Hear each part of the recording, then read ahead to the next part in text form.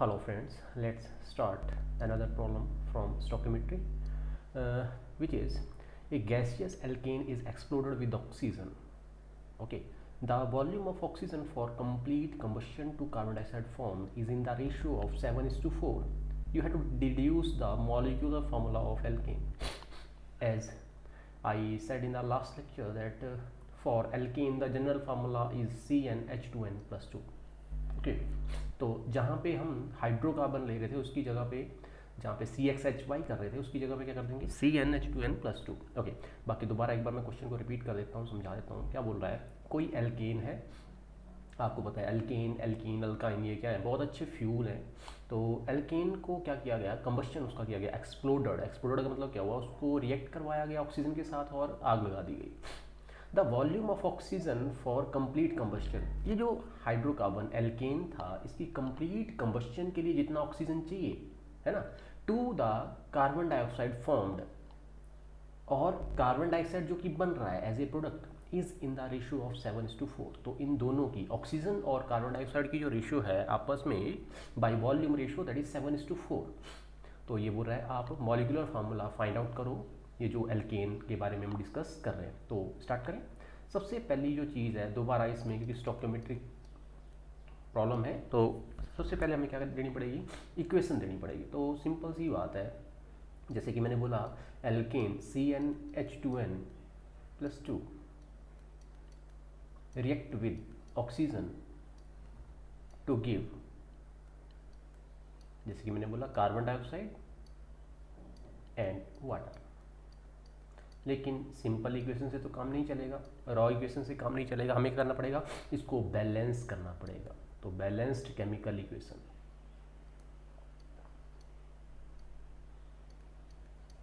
तो balanced equation लिखने के लिए अब आपको खुद से भी बैलेंसिंग करना आनी चाहिए. कैसे करेंगे, सिंपली यहाँ पे CnH2n+2 प्लस ऑक्सीजन, मैं छोड़ दे रहा हूँ जगह ऑक्सीजन के कोफिशिएंट के लिए, giving us CO2 plus water.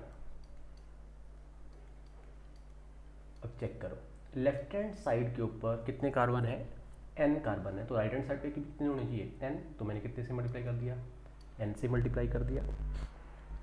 Left hand side के ऊपर हाइड्रोजन है 2n+2, इधर है 2, तो क्या करेंगे, ये 2n+2 है, इसको डिवाइड बाई 2 कर दो तो अपने आप से ही वो वैल्यू आ जाएगी, क्या, n+1. आप चेक कर सकते हैं, जब n into 2 2n, 1 into 2 2, 2n+2, तो बैलेंस हो गया कौन, hydrogen as well as carbon. रह गया कौन, ऑक्सीजन. अब ऑक्सीजन कंटेंट हम देख लेते हैं कि कितना है लेफ्ट हैंड साइड के ऊपर और राइट हैंड साइड के ऊपर. तो लेफ्ट हैंड साइड के ऊपर आपके पास जो ऑक्सीजन है दे आर 2, और राइट हैंड साइड के ऊपर ऑक्सीजन आपके पास हैं कितने 2 into n plus 2 into sorry n+1 है ना, तो कितना है 2n प्लस n+1, मतलब कितना हो गया 3n+1. ये है oxygen content right hand side पे, नंबर ऑफ ऑक्सीजन एटम, और लेफ्ट हैंड साइड पे कितने हैं 2. अब इनको बैलेंस अगर करना है तो क्या करना पड़ेगा, लेफ्ट हैंड साइड पे हैं 2, राइट हैंड साइड पे हैं 3n+1, तो मैं क्या करूँगा, ये जो 3n+1 है इसको डिवाइड बाई 2 करके और यहाँ पे लिख दूँगा. तो आप देख सकते हैं दोनों साइड क्या हो गया बराबर, कैसे 2 से 2 कैंसिल, 3n+1 वैसे को वैसे बराबर हो जाएगा ऑक्सीजन. अब ये हो गया बैलेंस्ड केमिकल इक्वेशन.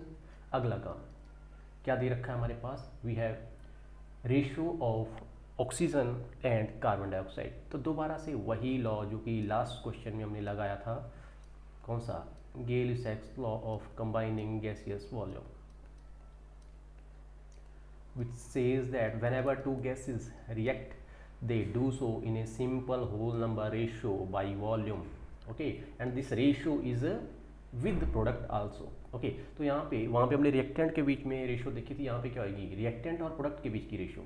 तो अब आप देखो ऑक्सीजन की जो वॉल्यूम है उसकी और कार्बन डाइऑक्साइड के बीच की जो रेशियो है वॉल्यूम की, that is what, this is 7:4.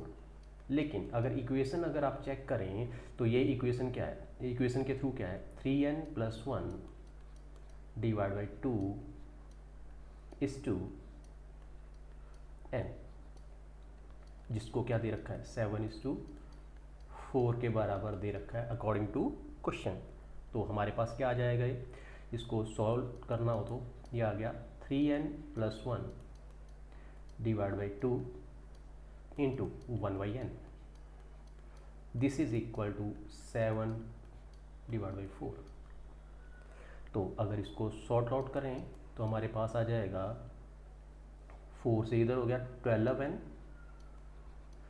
Plus 4 is equal to 7 2 14n। तो इसमें से n की वैल्यू निकाल लेते हैं, ये इसको सेकंड राइट हैंड साइड में ले आते हैं। तो क्या आ गया 14n minus 12n is equal to 4, 14 minus 12 this is 2, n is equal to 4 implies n is equal to 2, and the compound is alkane is CnH2n plus 2 means C2H6, that is ethane। तो इस तरीके से इस तरीके की problem गेल-साइक्स law के basis के ऊपर आप क्या कर सकते हैं, सॉल्व कर सकते हैं। एक बार दोबारा रिपीट कर देता हूँ आपके लिए कैसे है। सबसे पहला काम था हमारा क्या, इक्वेशन लिखना। इक्वेशन को लिखा, उसको बैलेंस किया। बैलेंस करने के बाद हमें पता है अब इसके ऊपर हम गेल-साइक्स लॉ लगा सकते हैं, जो कि क्या है, अभी जो लॉ लगाना है वो लगाना है रिएक्टेंट और प्रोडक्ट के बीच में। तो कार्बन डाइऑक्साइड हमारे पास प्रोडक्ट है, रिएक्टेंट है ऑक्सीजन। ओके, तो ऑक्सीजन और कार्बन डाइऑक्साइड की जो रेशियो है दैट इज 7:4, लेकिन बाई इक्वेशन जो रेशियो है that should be 3n + 1 divide by 2 is to n। तो दोनों को जब सॉल्व किया n के लिए तो हमारे पास वैल्यू आ गई 2, और ये जो कंपाउंड है वो आ गया इथेन। Thank you.